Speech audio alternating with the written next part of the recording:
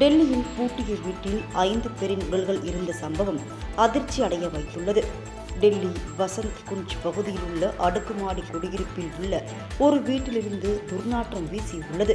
இதனால் சந்தேகம் அடைந்த அக்கம் பக்கத்தினர் போலீசாருக்கு தகவல் தெரிவித்தனர். சம்பவ இடத்திற்கு வந்த போலீசார் வீடு உள்பக்கம் தாழ்த்தப்பட்டிருப்பதைக் கண்டு தீயணைப்புத் துறைக்கு தகவல் தெரிவித்தனர். சம்பவ இடத்திற்கு வந்த தீயணைப்புத் துறையினர் கதவின் தாழ்பாலை உடைத்து உள்ளே சென்று பார்த்த பொழுது 5 பேரின் உடல்கள் இருப்பதைக் கண்டு அதிர்ச்சி அடைந்தனர். உடல்கள் அருகே தூக்க மாத்திரைகள் சிதறி கிடப்பதை கண்டனர். இதுகுறித்து போலீசார் நடத்திய விசாரணையில் ஹீராலால் சர்மா, அவரது மகன்கள் நீத்து, நீக்கி, நீரு, நிதி என்பதும் தெரிய வந்தது.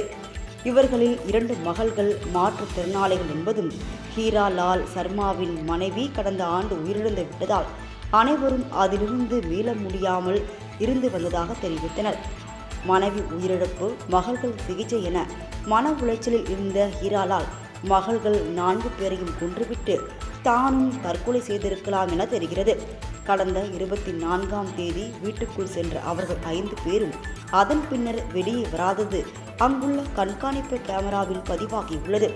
இந்த சம்பவம் டெல்லியில் அதிர்ச்சியை ஏற்படுத்தியுள்ளது.